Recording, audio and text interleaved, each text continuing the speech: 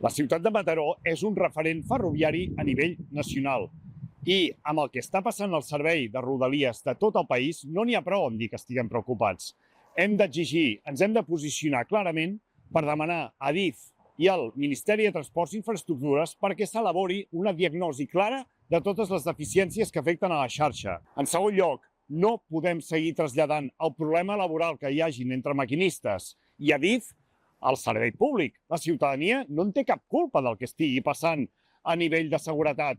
La ciutadania el que vol és tenir un servei que a dia d'avui no estem donant. És per això que a nivell comunicatiu la Generalitat de Catalunya, ja no diguem a nivell de dirigir aquesta situació, que no en dirigeix cap, a nivell comunicatiu està fallant i, per tant, tenen que haver-hi dimissions de la consellera Paneque i del conseller Dalmau. Per últim, l'Ajuntament de Mataró té que exigir que es reforci la xarxa de busos interurbans, perquè el que no pot ser és que tinguem gent aglomerada a la plaça de les Treses i altres parades de la ciutat sense saber fins a quina hora podrà passar el següent autobús o fins a quina hora podran anar als seus llocs de treball. Des de Junts per Mataró hem insistit una i altra vegada que no s'hi val amb un traspàs fake de tot el servei de Rodalies. S'ha de traspassar el 100% de totes les infraestructures i, a més, s'ha de cobrir el dèficit tarifari per tal que Catalunya no hagi de posar més diners a sobre per tot aquest traspàs.